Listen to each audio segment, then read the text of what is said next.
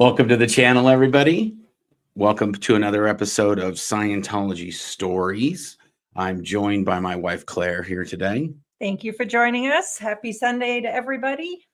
As usual, if we've got, we have a giveaway today, right? Yes. Okay, so I got to put up the thing that says today's today's giveaway word is Hail Xenu. If you want to let us know where you're coming, we're having, it's just something StreamYard's telling me that one of the Rumble didn't like anything. Okay, yeah, so tell us where you're watching from today, and then just if you add hashtag Hail Xenu to that, then you will be entered into our giveaway today. We'll usually give away something from the BFG merch store. Whether it's a hoodie or a book or any of those things. So speaking of Xenu, it occurred to me when we were getting ready for this. Yeah. It's a good thing you never did the OT levels because you never would have shut up about Xenu. Oh yeah. So that's true. Everybody knows. So everybody knows when I was in Scientology, I never knew about Xenu. There was one time when a contractor was actually with me, an outside vendor was with me at the international base, and we were going through a bunch of different computer systems that we were going to put together, and he was going to supply the computers. And we were in the parking lot. We were just about to leave, and we were outside smoking a cigarette. And he goes, "Hey, man, so is all this stuff about the space aliens real?" And I was like, "What are you talking about, dude?" I was like, "I don't know anything about aliens." And he was, he'd obviously been on the internet and seen some stuff, but yeah, I had no idea what he was talking about. So I kind of just blew it off, which is the reason why if you do talk to a Scientologist and you ask them about the aliens, if they're not up to operating Thetan level 3, then they genuinely do not know about the aliens. And that is one of the reasons some of you may think, like, what's Marc's deal with all the aliens? Like, me included. Claire like, included. Can you get off of it already? Let me take this banner off. But Scientologists that are watching these videos, they're not allowed to talk about the alien stuff and Xenu and body thetans and all that. So whether you guys realize this or not, but there are a lot of Scientologists that watch our channel. And so it's kind of like, I guess for them, it's like going up to the lake and in the car and going and kissing. They're kind of being naughty watching these videos because they get to hear about all the escapades of Xenu and so on. So, and also, in order for OSA or anyone in Scientology to deal with us or watch our videos or comment on the videos, if we talk about OT3, we talk about Xenu, then that cuts off about 90% of the Scientologists that can fair game us or engage with us. And only the people, the operatives within OSA that are OT3 or above can be assigned to do anything or comment or troll us or anything like that, because we're going to tell them about the Xenu story. And just for good measure, this is the L. Ron Hubbard's handwriting of the OT3. That is his actual handwriting. And you can see the head of the Galactic Federation, 76 planets around larger stars visible from here. And it goes on and it tells the entire story of Xenu and how he brought all these people to TGAC. That's what Earth was called in the Galactic Federation. They referred to it as TGAC, according to Hubbard. Anyway, so when we talk about these upper level materials, it's just another thing that kind of messes with those guys. So, and it's fun. I like it. I like Xenu. He's my homeboy. Okay. And it does kind of prove the point too that you're not going to die from pneumonia by learning about this, as you proved when you read all the OT levels in one sitting. Yeah, when Claire, the famous night when you were like, "Okay, honey, I'm going to do a test. So if I die tomorrow, it's all true." And you were right. And not that I was right, Hubbard was right. If I'm gone tomorrow, it's been real. I love you. Yeah, we watched the South Park episode. This is when we first escaped from Scientology. Like, I wouldn't say like a month or two after we had left. And I was watching this episode of South Park, and they start talking about all the Xenu and all this stuff. And Claire's not watching. She's off somewhere else doing something. Which was intentional, by the way. I was terrified. I was like, I can't be watching that. That's suppressive, man. Anyway, so she comes like she's like off to the side in the bedroom or something like that. I remember it to this day. I'm sitting on the couch, I'm watching this, and it breaks for a commercial, and it says on the bottom of the South Park episode, if you haven't seen it, you got to watch it. It's called Trapped in the Closet. That's the name of the episode. And it shows at the bottom of the screen, this is what Scientologists actually believe. They have that, it's called a lower thirds in the broadcast world, but they have this basically title at the bottom of the screen, and it's playing through the entire time they're talking about Xenu and the Galactic Federation and all the body thetans. And so she comes up, and I look over and I go, is this for real? And she had done up to operating level 5 by the time we escaped in 2005.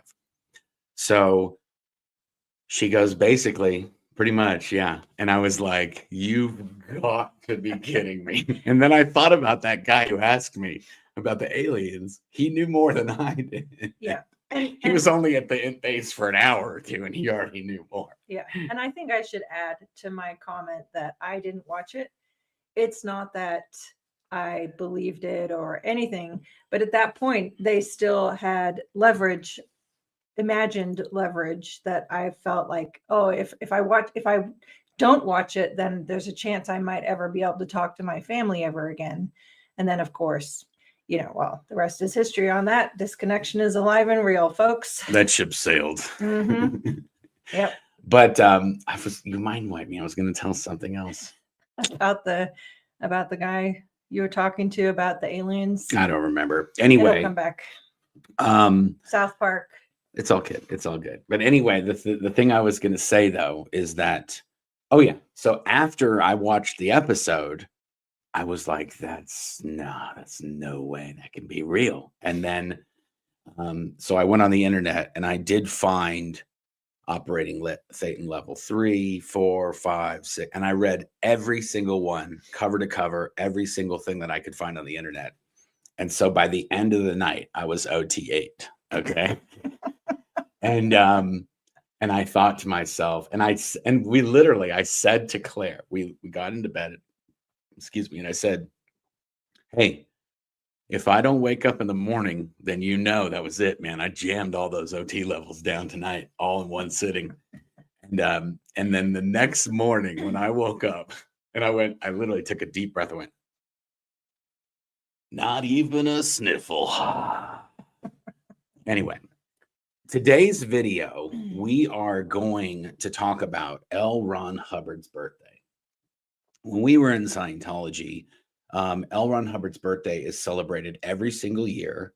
It's March 13th is his actual birthday. We did absolutely zero research for this job. When was he born? 1911, I think. 1911. He's going to be like 100 and something years if he was still around. But he was born in Nebraska, in Tilden, Nebraska. So for all you other people, myself included, that were born in Nebraska, yeah, it's a bummer, but it is a fact. He was born there. And so in Scientology, they have this thing where every year they have an event, and it's called the L. Ron Hubbard birthday event. Yeah, the birthday event. And they hold it all over the world in Scientology. But they usually do an event, like an actual presentation somewhere. And that's just called the March 13th event. And when we worked at the international base, there's a lot of preparations and production and all these things that have to get done in preparation for the events. And as part of the event, they always tell you the story of L. Ron Hubbard's birthday. And they basically go through. Well, so backing up for a minute, there is a policy that's called, it's LRHED 339R, blue on white, whatever, 5 pages. And in it, LRH Hubbard says, well, I would always get asked what I want for my birthday. And so, no, I don't want anything. All I want is the expansion of Scientology, and I want you to 5.4x the statistics internationally, and that's what I want for my birthday. Yeah. So, And thus the birthday game was born. yeah. So now the thing you got to dig is that Scientology, when it was first kind of getting going in the 1950s, it was all about Dianetics, Dianetics, Dianetics. And then over the years, that evolved into Scientology. And Hubbard was he was basically being sought after by the United States authorities for possibly starting a little scam cult thing going here. And so he fled to England. And when he fled to England, he got this castle, or kind of this mansion in the countryside in East Grinstead. What is that? Sussex, East Grinstead. And West Sussex, to West be Sussex. precise. And he bought this place called St. Hill. And he started basically a Scientology organization at this mansion. And people would fly from all over the world to get audited, do the Scientology counseling, and get audited by Hubbard himself, possibly, or by somebody that Hubbard was training on how to do the counseling or the Scientology auditing. And so there was hundreds and hundreds of people there. And later on, when L. Ron Hubbard wrote this birthday game executive directive, he told the story of St. Hill and how many people were there and how many students were on course and how many auditing hours were being done each week. And so they had all these metrics by which they could measure this place called St. Hill. And so when he wrote this, he said he had asked the executives of Scientology, instead of giving him a new tie or a new sports coat or a car or whatever, what he'd like expansion. And if they could expand Scientology organizations by the metric of 5.4x. And that's what he basically said when Scientology was first started. And then the boom happened to go to St. Hill, it was multiplied by 5.4x. And so he asked them to do this, and then they did it. And so then he said the birthday game was born. And then so every year from then on, all of the different organizations would compete against each other using a key set of metrics in Scientology organizations: the number of auditing hours, how many students are in the course room, how many new people they're getting in, all these different metrics. And each of the metrics sort of measured the overall production of an entire Scientology organization so that they could see. And if those statistics were 5.4 times the amount they were before, then that the organization could continue to thrive and get bigger and make money, and the staff could get paid and all these other things. Yeah. And then the other part of it too, that was covered in that directive, which never happened in the 30 years that I was in Scientology, is that when an organization achieved that St. Hill size status and were awarded that, then the Universe Corps was supposed to come in and audit the staff to the upper levels. Yeah, so that's another thing that he basically said in this ED is if you win against all of the other organizations, if you're the winner of the birthday game, it would almost follow that you would be St. Hill size, the size of old St. Hill back in the 1960s. And so every year at the birthday event, they would also announce any organizations that had achieved St. Hill size. And as part of this, if your organization achieved St. Hill size, then the Universe Corps, which is this group of these hotshot Scientology auditors, a team of them would come to your organization and they would audit all of the members of Scientology, the staff members, the workers. Yeah, well, they were supposed to. Yeah, but that's what he's wrote in this thing, that Yep. they would come and they would audit you all the way up the OT levels. Now, something else that David Miscavige entered into this is that when all organizations reached the size of Old St. Hill, then OTs 9 and 10 would be released. And so there was this big push for everybody who was a clear to get to OT1. And if you were an OT3 to get to OT8. And basically everybody had to get all the way up to the top of the Scientology counseling because they're going to release OT9 and OT10. And so this birthday game was a way for all Scientologists to sort of be rallied around the same thing, get themselves all the way up the OT levels, get as many people into Scientology in their area so that their organization could go St. Hill size.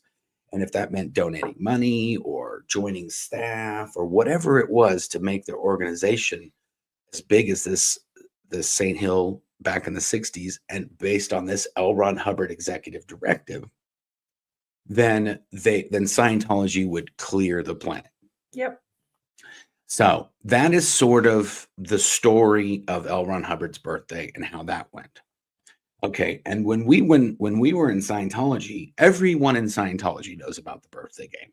It's like there's no way you don't know this is happening, and you know the whole story we just told you and why and what we're going to get and all these other things. Not many people know about Xenu, but everybody knows about the birthday game. That's right. They know 100% about the birthday game. Okay, so basically that's the bit that, and that's what the birthday event where they celebrate in Scientology. They do this every year. They have the L. Ron Hubbard birthday event, and they go around and they show the theme of that event is expansion and how Scientology is expanding all over the world. Now, that's tough in today's age because this has been sort of documented now with AI and other new technologies. Scientology may have had around 65,000 people total that were going into organizations and taking courses and doing things at its height. It might be, for a while we thought it was 100,000. It actually might be closer to 60,000 based on analyzing all the magazines. They said how many people completed and who was active in all of the different countries. And so in the 80s, they were probably in the 60,000. And since then, they have been contracting nonstop. Basically, since L. Ron Hubbard's death in 1986, in January of 1986, Scientology was on a kind of a gradual, steady decline. And then when David Miscavige released what he dubbed the golden age of technology within the Scientology sphere, then statistics steadily, they even dived even further down. And that was in 1996, 1995-ish, the mid-90s. Yep. Scientology's went even down further. And that also coincided with release of the operating Thetan levels and pretty much all of the FBI files on Scientology, how Scientology perpetrated the largest infiltration in the United States government in its history. All of those documents that happened in the 70s and the early 80s, but all of those documents are on the internet. You can read all about Scientology and Operation Snow White and Operation Freakout and Operation Bloody Butt and all these other crazy things that are on the internet.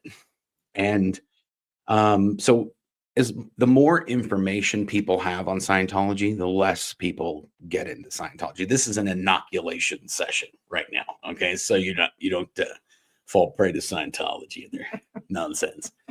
Anyway, so that's the story of the birthday. Okay. The birthday game and L. Ron Hubbard's birthday. Okay. Fast forward to early 2000s. Yeah. First of all, when we were working at the international headquarters, one of my jobs was many different hats as part of these events. So from the 90s to the 2000s, I was going to every single L or H birthday event or working on the event in some capacity, whether we were producing the videos for it or the slides or the visuals or whatever, the event itself. I was a stage manager. I was quality control for the broadcast truck, all different things. As part of that, when you're producing these videos, we have to shoot a video of this organization that's gone St. Hill size. And in order to do that, we have to show all these different metrics in real life, not just on a graph. And one of the ways we do that was we would just get people in off the street and dress them and put them in the course room to show that the course rooms were full. There weren't students in the course room, which is what the metrics measure. The course rooms were empty, and we'd fill them for the video to show that they were full. And the same thing with the different statistics. We would sometimes not show the figures. We just show the graph, and there's no figures on the graph. So if they doubled the amount of pre-clears in the people getting counseling in the organization, oh, what happened? Oh, I don't know. Can you guys still hear us? Can you still hear us? Oh, What the what? I don't know. Hold on. What's happened? We had a blackout. We're still here. We're still recording. Oh, we can hear. Yeah, okay. I know we can hear us, but we don't have any video. So hold on. Hold on. Okay. Oh, you know what? That was me. There you go. Sorry. You're good. Somehow I hit the fade to black. Oh, sorry about that, guys. Okay. Well, that's that a new exciting. one. I don't even know where that button is. So take it Yeah. easy. You know, I think I was waving my hand and I did a little flippy flip. Yep. Okay, that's me, Dr. Talk with his hands. Not- Okay. Not the first time that's happened, nor will it be the I put last. my hands down here. BTs activate. Okay. So I don't remember where I was. Oh, we're putting these events together. Yeah, we're having to make up the stories, fake videos. fake videos. Okay, so that's a little bit of a clue to me. I don't know if this birthday game thing's all cracked up to be what it's supposed to be. Right, because you're going to these big, shiny organizations that have allegedly achieved this amazing, legendary status of St. Hill size. And yet in reality, the week before they were auditing one person, and now they're auditing two people. Yeah, that's exactly what I was going to say. They doubled, but they just went from 1 to 2. And you're supposed to have like 200 or 150 or whatever it is. Yeah. Anyway, okay, so over the years, we're seeing there's a little bit of fudging going on here. There's definitely, we're fudging this. This is not legit, for sure. And this happens everywhere. And the people that are in these places, that's another thing. The cognitive dissonance is astounding. There's people that live and work in the area. Like if you're in, let's just talk about, we're at the Ohio Scientology Center. There's people that live in Ohio. They've been to the org. There's nobody ever in there. And there's nobody on course. There's nobody getting counseling. There's nobody walking in the front door. And then they see the crew come here to shoot this video. And they're like, hey, you got to come into the org and sit in the course room because we're doing a video. So they're part of it too. We would get as many Scientologists into the place to do it. But then we'd also spike the deck and just get people off the street too. I mean, if there's 30 seats and we get 20 Scientologists, there's going to be 10 people off the street. Or even sometimes, I'll tell you, we would dress up the staff of the Scientology organization and take their uniforms off and put on civilian clothes and then have them sit in the course room. So even the people that are watching the video are seeing the course supervisor sitting in the seat being a student as part of the video. They're seeing all this. Everyone, that's why when you say there's a lot of cognitive dissonance in Scientology, Scientologists see these things here and there, and they notice things and they hear things, and people get sent off for a project and you never see them for 10 years. And it was because they were on the rehabilitation project, the prison camp or whatever. Anyway, so that's the birthday game. That's a bunch of that stuff. Now, fast forward to the early 2000s when the Whole was created by David Miscavige. And they would have these things. What would you call them? It was called group confessions. David Miscavige would order that basically all the top executives are losers and they're out ethics and they're off purpose and they're not getting his orders done. So therefore, he would say, that's it, you're all in treason. You're not going to do anything until you've confessed to your crimes. And the format that would take was group confessions of literally a giant conference room with all these management executives just confessing to alleged crimes that would explain why they weren't getting David Miscavige's orders done. Yeah. Now here's the clincher. Almost all of those executives were the same executives that were in Scientology when L. Ron Hubbard told them, I want you to 5.4 times the statistics and get them up to the size of Old St. Hill. Right, which was in the 80s. Which was in early the 80s. And we're talking about Marc Yeager, Guillaume Lesserre, Ray Midoff, Mark Ingber, all these cats that were the head executives, executive director international, commanding officer, Commodore's Messenger Organization International, the senior case supervisor international. All these got the Watchdog Committee chairman. All of these guys were the ones that were in charge of Scientology when Hubbard was dictating and telling them what they're supposed to be doing, because he wasn't supposed to be running Scientology, because the government was trying to prove inurement and he was benefiting. It was a nonprofit. He was getting all the money. It wasn't going to anybody else. He's not paying anybody anything. It's all going to him. So he was managing Scientology, but these guys were supposed to be the guys doing it. And he was just telling them what to do. Anyway, so I was in some of these group confessions that had to take place. And I'm sitting in there, and these guys are admitting that they falsified the statistics to L. Ron Hubbard when he told them to 5.4x all the statistics and get the organizations up to size of Old St. Hill. And they lied. They told him he wasn't anywhere near Scientology. He was in the middle of the California at a horse ranch in Creston, or he was in Hemet, California, walking down the street looking like Colonel Sanders. He wasn't doing anything with Scientology. So they basically lied to him.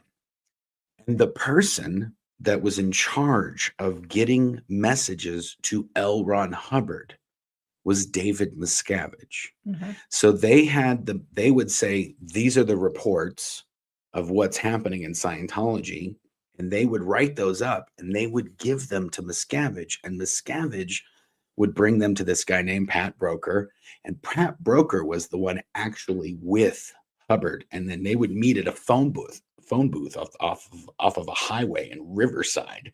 And then they would exchange these packages. And Pat would give all of the messages from Hubbard to them, to Dave, and Dave would give all the messages from the management to Pat, and then he'd take them to Hubbard, and they would do this handoff. David Miscavige didn't know where Hubbard was. Pat knew where he was. And they had all these ways they would go in blacked out vans, and they would, if you went to the international headquarters, you had to be blindfolded so you couldn't see where you were going, even though it's like just off of Highway 79. All Golden because Hot Springs. Hubbard didn't want to get caught by the government and by the authorities. Because somebody didn't want to trace something to the international headquarters and then be able to trace it from the international headquarters to the Pat and Dave meeting and then follow Pat to get to Hubbard. Okay, so I'm sitting here in these meetings. I'm going, so hold on a second. The whole thing about this whole birthday game, the whole thing is all based off of this thing that he said, hey, 5.4x the statistics. And then they did it. And then the birthday game was born. It was all bullshit. They never did anything. They falsified all the statistics. And here's the clincher, guys. They've been doing it the entire time. It's never changed. And Dave, he knew this the whole time because he was the one passing the messages. He knew Scientology wasn't expanding, but he was passing it on. So he had something on them. And when he took over, he was like, I know all the nonsense you guys all have been up to, and I'm going to tell everybody about it unless I get to take over and you guys all do what I say. He's just the giant dirt collector, And basically. this was how people go like, well, how did he do this? And he basically was collecting dirt on folks. And even Pat Broker, who also, when he was bringing messages to Hubbard, he was also bringing bankers' boxes of cash to Hubbard, because Hubbard insisted that they were stealing and losing his money, which they were. David Miscavige and these guys were, they got 30 million they lost in bad oil, fake oil wells in Oklahoma, and 30 million, whatever. They were gambling in Vegas, and they were up to all kinds of nonsense. But Broker had been skimming a little off the top himself, and because he was taking cash from different locations to Hubbard, he was basically carrying large amounts of cash over state lines, which you're not supposed to do. It's not the most, legal thing. And because Miscavige had been keeping track of all the amounts and where Pat was going to, he knew that he was going to Arizona, or he knew he was going to Vegas, or he knew he was coming from here to California. He just didn't know where in California, or where in Arizona, or where in whatever state Hubbard was hiding out in. And so because he had dirt on Pat and he had dirt on everybody else, he got rid of Pat, because L. Ron Hubbard may or may not have told Pat he was going to take over, but Pat made it look like Hubbard was going to let him take over. And so David Miscavige was having none of that, and he ratted all these guys. He basically, he had dirt on all sides, so he could take over and nobody could contest him. Yeah, and to be fair, actually, I think that's a huge part of why the hole was created and why those executives were put in lockup and have been vanished off the face of Scientology completely, is because those people, including Shelley Miscavige, are the ones who do actually know the truth. No public Scientologist knows what did or didn't happen in regards to David Miscavige taking over Scientology. Yeah. But the whole reason of today's video is this birthday game idea, and that in Scientology, it's sort of a sacred thing, this whole birthday game idea. And it's basically all based on a bunch of lies, and that never happened. And all of the executives of Scientology know this. They know all about all this. And even over the years, all of these places that they've determined were St. Hill size have all not really been that, and they've all failed or closed or moved. Or if you walk in there today, there's 7 people in there, including the staff, or whatever it is. It's a bunch of nonsense. And the craziest part of it is that all Scientologists know this, but none of them acknowledge it.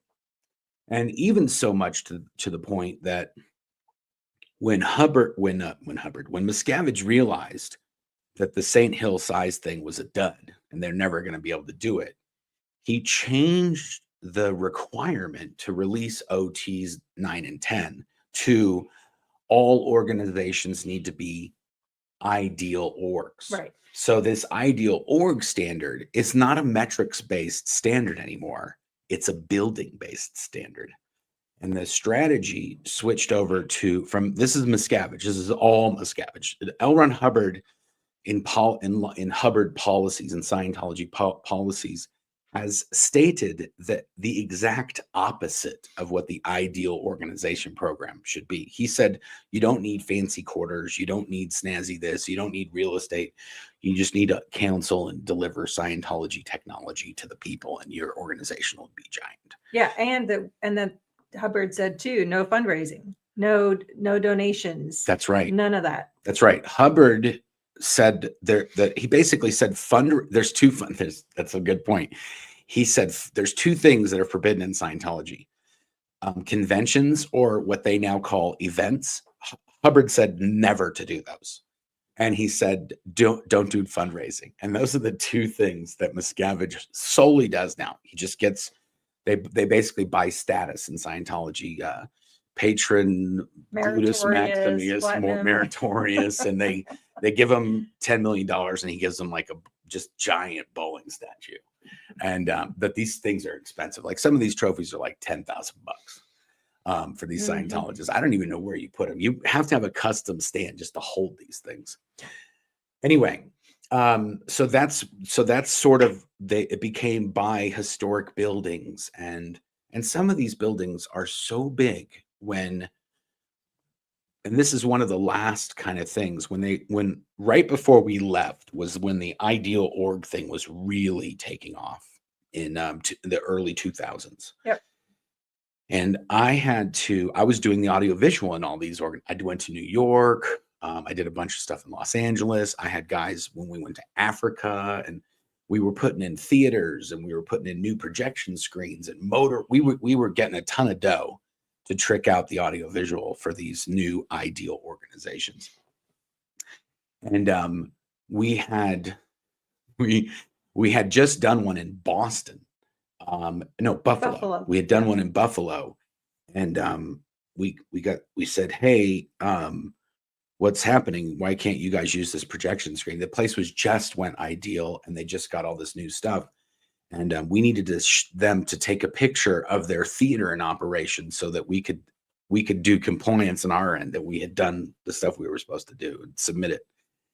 And they said, we can't do it because when they were testing the heaters, the air conditioner was too close to the projection screen, and we cooked the screen. It's all brown and it's burnt. It almost caught on fire. And we had been trying to get them to fix this. And then they told us, oh, it's not a problem. We're going to be able to fix it next week. And I said, well, what about the heat? And they said, we don't have enough money to pay the heating bill. So they turned off the heat so that we can do it. We can do the work we need to do. And we won't. I'm like, well, what about the heat? They're like, we don't have enough money. We're going to have to figure out that's another problem. And I'm thinking to myself, this place just wasn't announced as an ideal organization like a few months ago, and they don't have enough money to pay the heating bill in Buffalo. So, and that the staff don't have enough. They get all these fancy uniforms. They don't have enough money to dry clean them, and they're not allowed to wash them because they're dry clean only, kind of really fancy suits, these little maitre d' and like valet parking guy suits that the Scientologists wear. Little vampires, little parking that replaced the vampires, sailor uniforms, the Navy nautical knockoff uniforms. David Miscavige gets a lot of flack. Fake Navy Davy gets a lot of flack for the fake Navy stuff. So they've kind of shifted away from the naval look, the sea organization. They're not trying to be so much sea anymore, and just organization. But by the way, the other reason that they made that shift is because with the sea organization and the terms and everything else, he is Captain David Miscavige, and that then justifies in any lawsuits that he should be served, and he should have to be deposed and should have to answer for what's going on because he runs everything, which he does. But there's nothing that terrifies David Miscavige more than the possibility of being deposed. I just wanted to show this just because it's funny. Love Food Kitchen, thanks for the comment. She said, Tom Cummins used to have all his bowling trophies in his office. Imagine having a business meeting with him and try not to snigger at the ugly trophies all over the place. Oh, don't you know it? The reason I wanted to read this is my sister, Stephanie, I'm not going to say her last name just because I wasn't going to dox her. I didn't say it. Anyway, that's Sorry, all. It took me took me a second. It was that one, not me. I didn't say it. I said the first sound. Anyway, my sister works for Tom Cummins or she did a few years ago. Somebody that worked there told me. Anyway, Tom Cummins is a bigwig Scientology guy down in, I want to say in Florida, in the Tampa area, maybe Miami. And he is one of their big guys now. He's got a big company. He basically resells utilities in different places, like in Florida, maybe elsewhere as well. And he gives a lot of dough. Like I think he's given tens of millions of dollars to Scientology. Anyway, so Scientology celebrates the thing they celebrate on March 13th when it all comes down to it is expansion. And so it's funny that they've been contracting since 1980 steadily, and they're having an event every year to talk about how they're expanding. And really the one thing arguably that they are expanding is their real estate holdings, from getting money from wealthy Scientologists and turning that into real estate. And they're just they basically are a giant real estate investment corporation that holds the real estate as they're only buying historic properties. They're renovating these properties mostly with free Sea Organization labor. Free meaning, they're paying cents on the dollar. I think the last we heard that they had raised the Sea Org paid, I think $100 in some places. Yeah, or $75. And it's being paid by direct deposit. Yes. So that they cannot not pay. That's right. And then somebody told me that they'd lowered it back down again. So I don't know the current, but even if you're paying somebody $100 a week and they're working the regular Sea Org schedule, the bare minimum Sea Org schedule is 100 hours a week. The general Sea Org schedule that Sea Org members actually do is 120. So and the reduced schedule is like 80. No, yeah, exactly. 40 to 80 is reduced, like when you're in your 70s. And if you're elderly, they give you an 80-hour week or maybe a 40-hour week if you're elderly. And I never got to say this. Okay, where's my camera? Go give me this camera. Okay, give me right down the barrel. Somebody commented, I said 65 was the retirement or was considered elderly. And somebody out there, I'm going to say they were over 65 or 65 or older. They crawled up those comments and were like, 65 is not considered elderly. I don't know where you're getting your information. That's not when you get into retirement. Anyway, I Googled that and it is 65 is when all that stuff starts. Retirement, elderly, cheaper coffee at McDonald's and like a half-price McMuffin. All that starts at 65. Maybe they were from a different country and it's different in other countries. Who knows? I don't know, but 65 is considered elderly. That's when elderlyism starts. Anyway, I was so waiting to tell that, and I always forget. It was months ago whenever this happened. Anyway. But also, okay, so before we dive off and get into comments and stuff too, the other piece is there are two main theories of what Hubbard's plan was when he died. Yeah. Number one is he was going off to target 2, whatever that might be, undefined target 2, which means I guess planet Earth was target 1. But then more importantly, there was an advice, a confidential written document from Hubbard that nobody other than high level like David Miscavige and Shelley and so forth could know. Yeah, let me just say, the reason it was called an advice is because he wasn't supposed to be managing Scientology.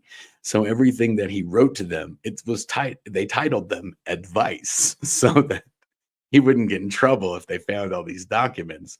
So it's the craziest thing. To this day, all of that whole body of documents from that time period are all referred to as the advices. That's right. How they talk to them. So, like when there's the commandments and there's the book of this, they have in Scientology, they have the same thing. Those are advices. These are his research notes, and these are the policies, and these are the bulletins, and these are the executive directives, and these are the flag orders. And they have those tabs, the auditor bulletin, and they have all these different and by the way, bodies of technology. Yeah, and not to go down a separate rabbit hole. Yeah. But the funniest thing about these advices is that there's a policy by Hubbard that's called the hidden data line.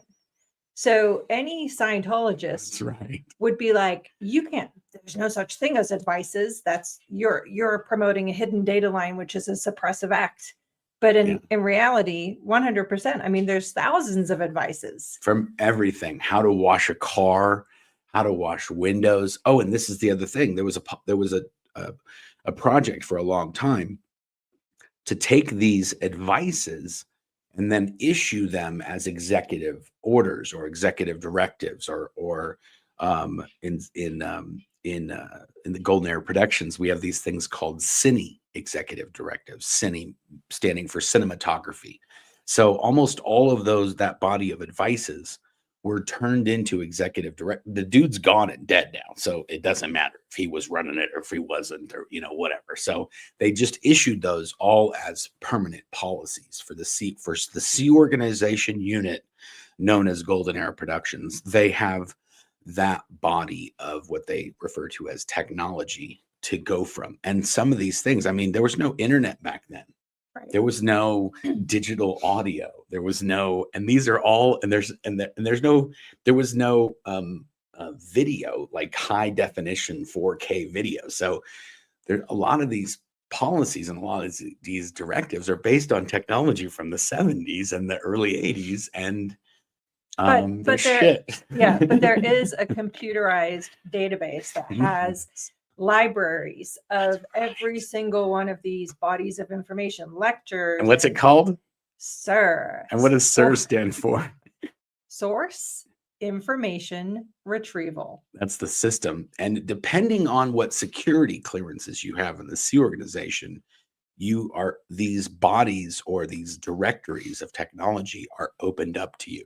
So if you're not up at the international level, you don't have access to cinematography, the cine EDs or certain things. And if you're in Golden Era Productions, you don't necessarily have all the access to the advices that deal with management. You only have the advices which are dealt with Golden Era Productions, which are the cine EDs now. So, yeah. And any organization had their own set of advices or references or Hubbard writings that they were supposed to abide by. So, for example, Author Services had their own set. Religious Technology Center, which is David Miscavige's organization, had its own set. And by the way, one of those advices is where Hubbard says, oh, religion is an implant to control people on the whole track. Yeah, isn't that one of the RTC advices? Yeah. Yeah. So then that's where he does detail out the purpose of Religious Technology Center and the Church of Spiritual Technology and all these different authored services and all these organizations that kind of nobody knows about. They were all created in the early 80s before Hubbard's death, on the advice of attorneys and people trying to reorganize Scientology so they could never get to Hubbard. And it would always end. There was enough cutouts and enough in between men on the money and the money he was intentional, elaborate corporate structures of layer upon layer upon layer that has been well documented at various different times. But back from the rabbit hole we just went down about the advices, the point being, one theory was that Hubbard was going off to Target 2. Yeah. But the other one right. was an advice that said he was coming back by a certain date. That's right. That date is now like close to almost like 15, 20 years ago. The date was in 2007. Yep. And he told Ray Midoff the date. Right. And he also, this is another funny thing, David Miscavige would give Ray Midoff crap about this all the time. Like it was a regular thing for years and years and years, that Hubbard essentially told Ray Midoff what OT 9 and 10 were. He explained to it because Ray Midoff would audit L. Ron Hubbard on these levels that Hubbard would create. Then he would tell Ray Midoff or somebody, one of the gentlemen who did a lot of that. What was the guy who was the big SP of the 1980s?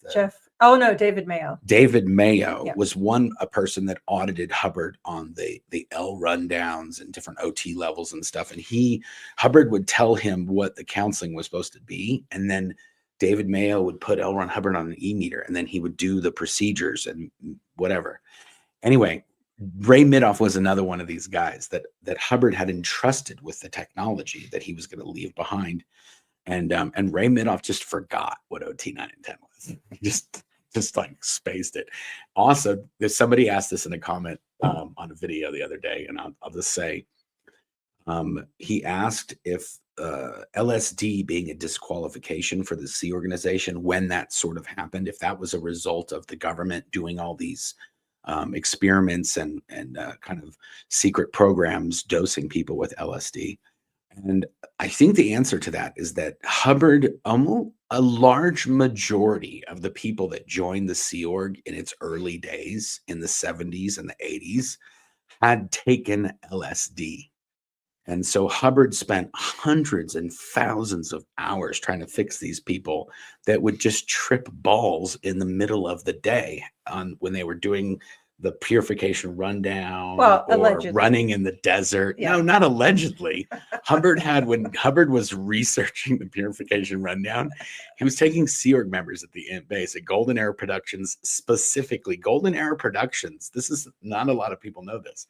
Golden Era Productions was L. Ron Hubbard's guinea pigs for all the stuff he developed in Scientology. Word clearing, study tech, the false purpose rundown, key to life, life orientation. He was studying the Golden Era Productions people, and a ton of these people were freaking hippies before they got into Scientologists, and they were tripping balls all the time. But he had these two guys wearing wetsuits, and Golden Era Productions is in the middle of the desert. So it's like 120 degrees in the summer. He had these guys put wetsuits on and run around town. And one of these guys just started tripping balls in the corner. And he basically was just freaking out. And the dude that was with him didn't know what to do. This was, I want to say it was Rick Cruzen and I don't know if Charlie Rush. I think those are the two guys that this story involves. And they were gone for so long on this run that they were considered that they blew. And so they called a blow drill. And that's when they go to hunt people down and bring them back to the property. And then in some half an hour later, they happened upon them on this corner where one of them was totally fine and the other one was tripping balls. And that's how Hubbard discovered that when you're doing the purification rundown, they didn't have fancy saunas. At first, Hubbard just wanted to see how he could get somebody to sweat. So that's why they were wearing wetsuits in the summer in 120 degrees, because you're going to sweat. Yeah. And my point, by the way, is that I get it. That makes a good narrative. I personally never saw any evidence of the research. That was the research. It was just he had some dudes running around. But my point being that he didn't discover it because of that. Oh. He stated, hey, this is what's wrong with you guys. Go and essentially then facts evolve and that becomes, confirmation of what he figured out. And my point too is, you know how it is. Maybe they were getting 2 hours of sleep. Were they actually tripping balls? I don't know. Yeah. The other thing also is that that's why the purification rundown is done in a sauna now, because they thought the cops were going to catch them because they were out in the middle of nowhere running around in the desert with wetsuits on. So somebody said, hey, we can't do that anymore. What are we going to do? We could buy a sauna and then they could just sit in the sauna and that would make them sweat and that would get the LSD trips to go or whatever. Yeah. Okay. I don't know how we got onto that, but let's just go to the comments and do some giveaways. We got a few minutes left here. We went down a lot of rabbit holes there, folks. Holy moly. Thanks for bearing with us. This is a good Scientology stories, though. Yeah. That's what we wanted to do. We wanted to flush out some good Scientology stories. Yep. I think that the research of the purification rundown and these guys running around with wetsuits on in the desert, that's a good story. Mm-hmm. We've got tons more of those too. But you want to go through some of these starred comments here? Yep. You're going to pull them up. I'll pull them up and read them. I love it. Okay. Yeah. Becky, Big Brother fan. Yes, I adore a Sunday evening live with Marc, Claire, and their chat. Yay. Thank you so much to everybody who's joined us here. Becca, hello. Betsy Sue, just call me Betsy. Hail Xenu. Yes, indeed. Good to see you, Betsy Sue. Thanks for being here. Love it. Joining us from Golden. Yay. Trevanon joining from Netherlands. All right. Cool Jane. Hi from South Carolina. Hello. Yeah, we forgot to do our checking in with people at the beginning. M, hello from Washington State. Awesome. Oh, that was M. That was the mysterious M from last week. Hello, Claire and Marc. Greetings from the UK. Thank you. Thank you. Good to see the Headley beard still there. Yes, indeed. Quite the distinguished look, honey. Or Santa, depending on your perspective.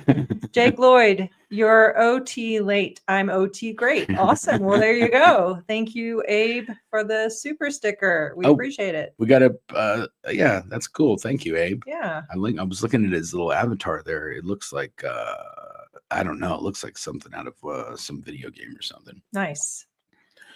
Oh, I didn't know that.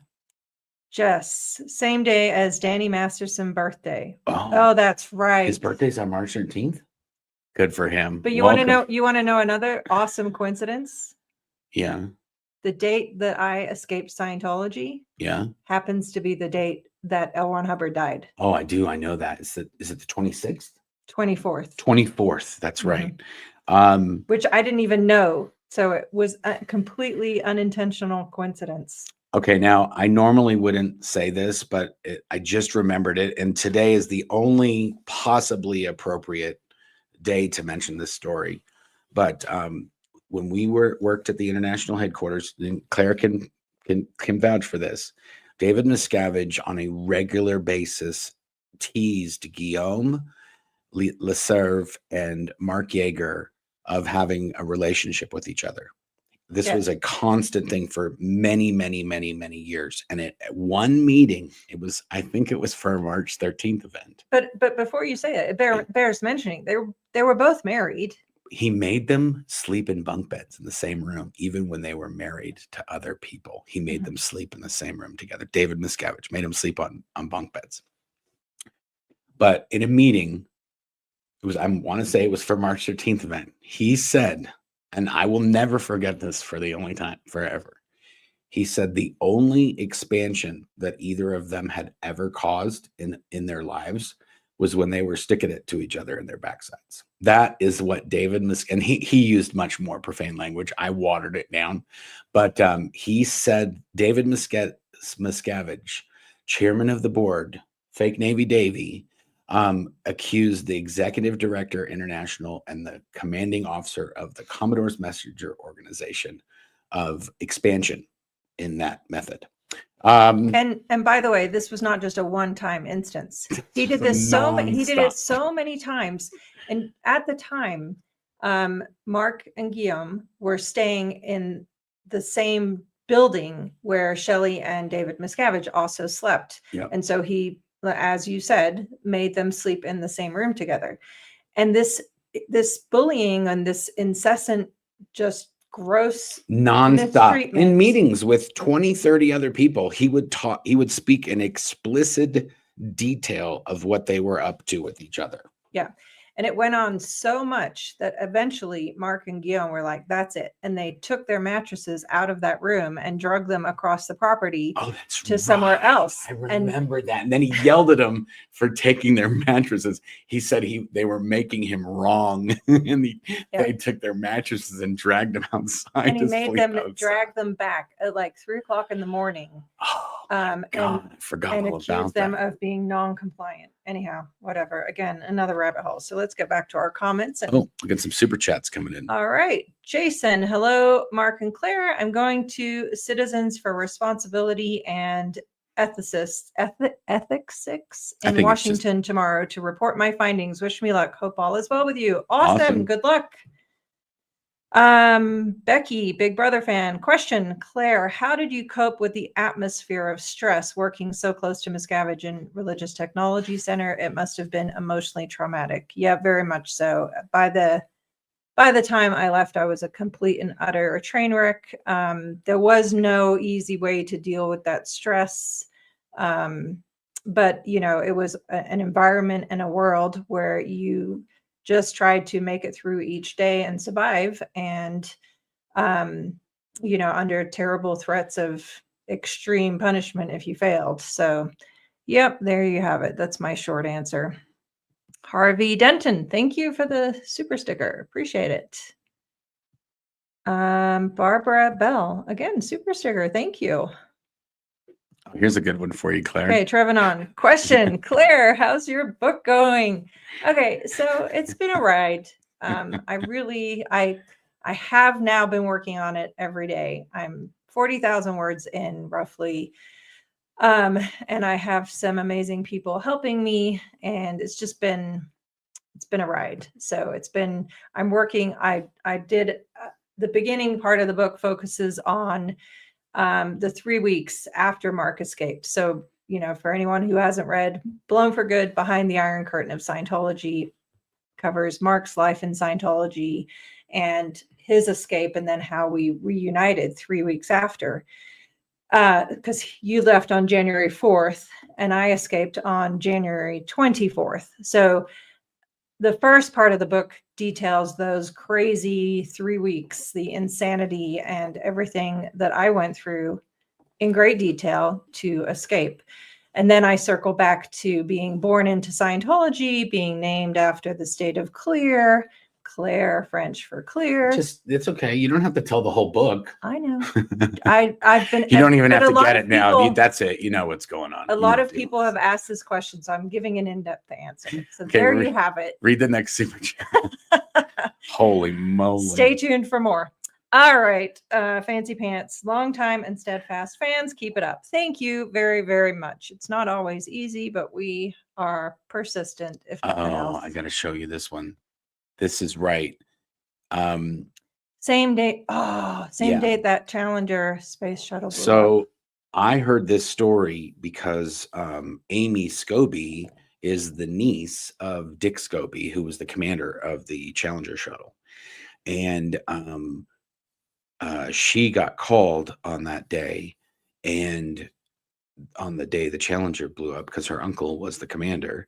And when she was in Scientology, she said that they were rejoicing because they knew that L. Ron Hubbard's death wouldn't get covered in the press. It would get buried because the space shuttle was so much bigger news. So David Miscavige and others were happy that it happened, because then it kind of got them off the hot seat of that. But yes, that is true. Okay. And wow, we got Tyler just showed up, just popped in. Glad you're all are still up to this, digging the beard. Nice. There you go. Okay, Your good. beard has become the star of the show, honey. Yeah, well, you got to keep warm. Okay, here's a good one. I saw this one. All right, morbid curiosity. Oh, Maria Martins, hello. Did Dave and Shelley sleep on the same bed? No, they did not. Not the entire time we were there. In fact, I don't know what it was at the beginning, but when I became aware of where they slept, they were in separate rooms. Yeah. Not in the same bed, but in separate rooms altogether. Yeah. Here's a good one from Catherine. Catherine, no one's getting $100 anymore. After the chase wave, they weren't even paying the yearly bonuses. There you go. Yearly bonuses. What are you talking about? At the end of days, I think we got yearly bonuses like 3 times in 15 years. Yeah. Yearly bonuses. And any bonuses were less than the money we had not been paid. That was even the $46 a week. Yeah. On my social security statement, it has 3 years in the 90s where it's 0. They literally reported not a single penny paid out from, I think it was 1990 to like 1993. It was actually right before the IRS exemption. No. And the only reason we started getting paid after that is because now they had to follow the rules, and they were saying that they were paying us. So they actually had to pay us. And which included that staff had to file tax returns. Yeah. Well, most people just didn't do it. Right. She did, because in RTC, they actually did get paid most of the time. But yeah, for the longest time, Marc would joke about how the payroll officer was maintaining Headley Savings and Loan for all of our back pay that we hadn't been paid. Thousands and thousands. All right. Do they still get dressed up in sailor suits? Question. Yeah. And we touched on that the nautical uniforms were gotten rid of, and they've done several iterations now of uniform upgrades. And as Marc commented, I think you're on point that the current ones look like valet uniforms and restaurant hostess people. Yeah. Okay. SP Spanglish, Inglewood, ideal or couldn't afford toilet paper per Karen de la Carriere. Insane.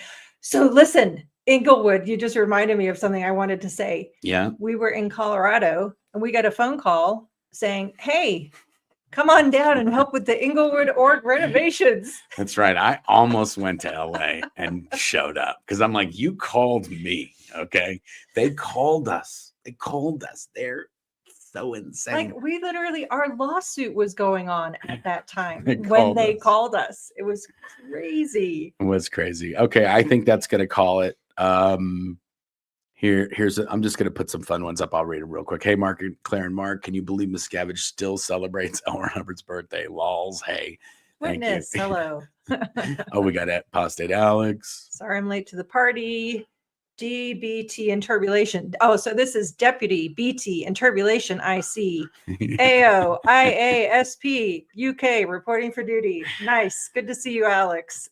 Here's another one from Alex. Nowadays, Scientology struggled to scrape together the 86 staff needed to make ideal size, let alone St. Hill size. There you go. Yeah. And in fact, so much so that at a certain point, as we've learned from a number of people now, they took Sea Org members and put them, just moved them to the ideal org to kind of cover up that they didn't have those numbers. Yeah, here's this just in case. We'll put out an APB on this. If anyone has a copy of the L. Ron Hubbard birthday event in 2014, please send it in. London Org 1, and I'm featured in it. Yeah, wow. Just try to get Alex some footage of him in the Scientology realm.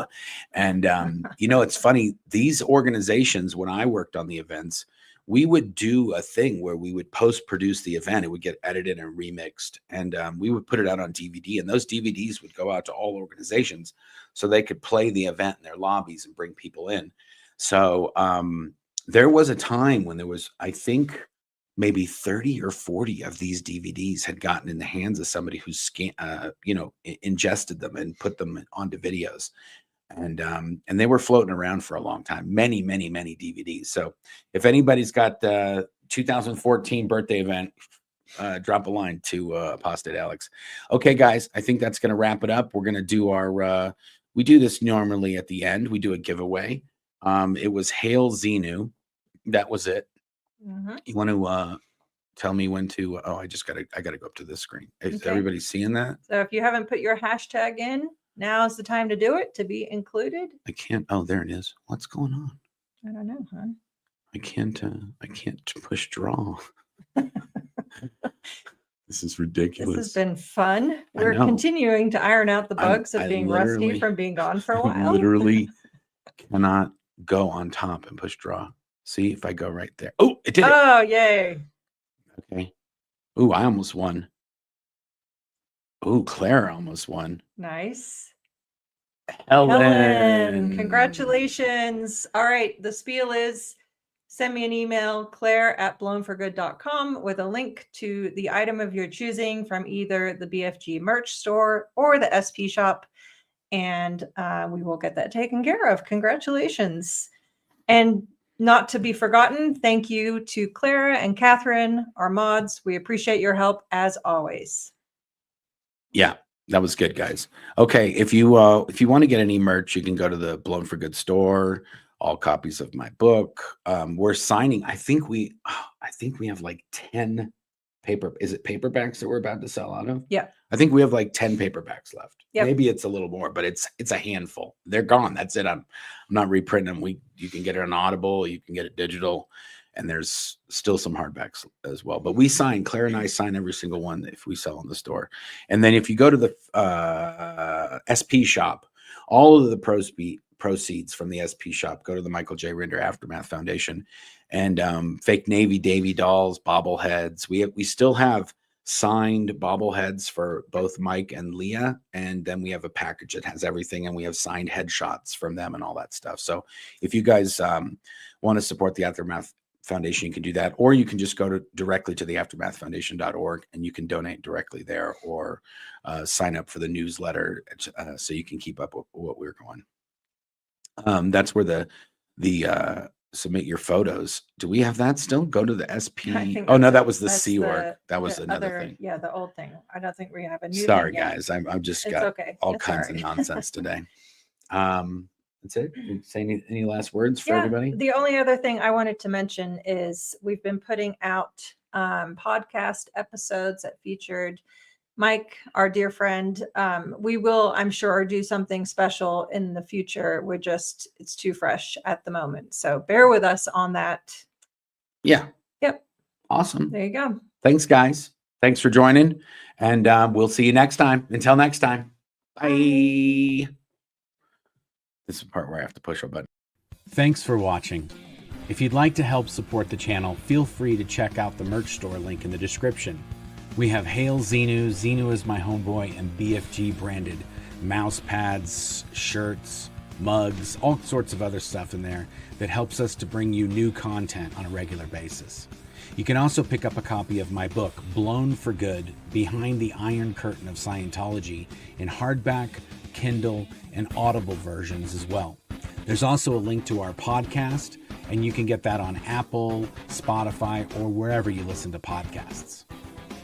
And if you'd like to watch another video, you can click on this link right here, or you can click on this one here, or you can click on the subscribe button right here. Thanks a lot. Until next time.